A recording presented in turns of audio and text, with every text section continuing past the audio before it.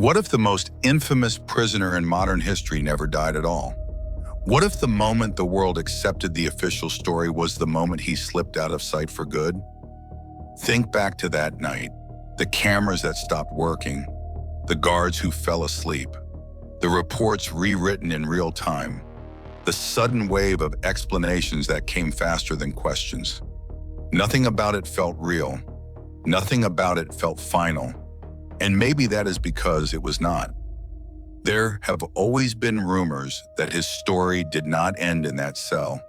Whispers that he was moved, hidden, extracted, shielded, set aside for a reason bigger than any headline. When a figure holds that much leverage, that many names, that much access to the core of global power, why would anyone expect the truth to be simple? Start with the motive. The idea that he ended his life never made sense to anyone who understood the structure he built. Epstein did not operate alone. He stood at the center of a ring that spanned politics, business, intelligence, and entertainment. He had secrets that could ruin governments. He had information that could break families who run entire empires.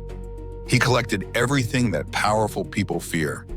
So ask yourself, why would a man who controlled so many secrets destroy himself instead of using those secrets to survive?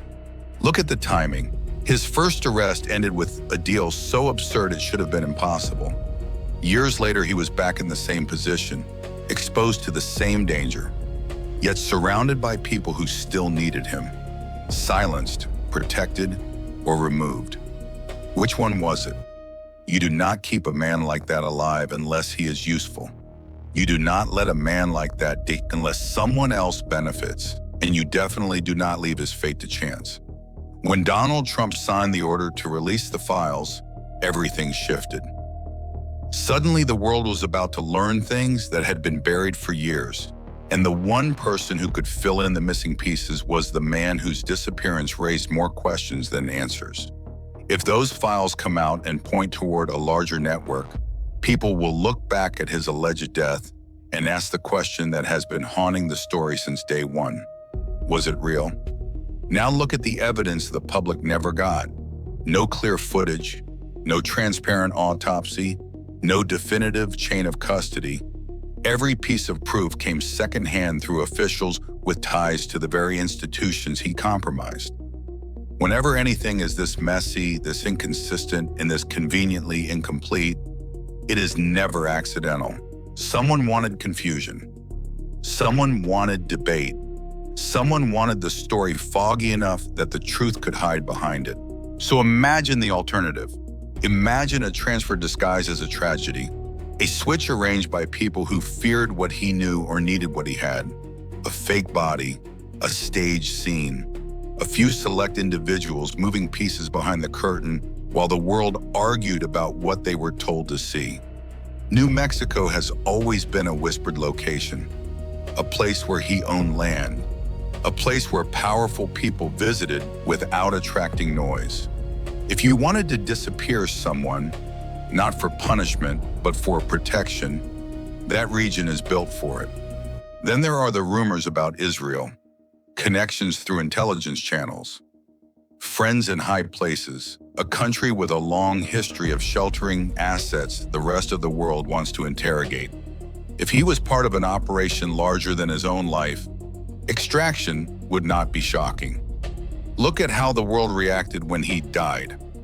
People did not believe it, but beneath the jokes was instinct, the sense that something did not line up. Humans recognize patterns. Every pattern around that night pointed toward a cover story, not a conclusion. Too many individuals with too much power had too many reasons to keep him out of public view. And if even one of those individuals had the resources to move him, the operation would have been simple. One night, one window of time, one exchange. Whenever a story involves this level of control, deception, and global influence, faking a death is not impossible. It is almost expected. Epstein carried a library of secrets that could destroy dynasties. Secrets that entire nations have a stake in keeping buried. Secrets that would never be allowed to surface in an open courtroom. And here is the part no one wants to think about. If he is still alive, someone is keeping him there. Someone is supporting him. Someone is using him as a private vault. Because men like him do not survive by hiding alone. They survive because the people who benefit from their existence refuse to let them disappear completely. So what happens when the files Trump ordered to be released finally come out? What happens when the public learns what has been locked away? What happens when names appear that explain why the cameras shut off and the guards fell asleep? What happens when the information exposes motives that were buried for years? If the truth points toward a network larger than anyone admitted, the idea that Epstein faked his death will shift from rumor to possibility. People are already preparing themselves for that pivot, for the idea that the world did not witness his end, only his exit, for the idea that he might be watching from a place far from cameras and courtrooms, while the world debates a story written for them instead of the real one. The official narrative is clean, too clean.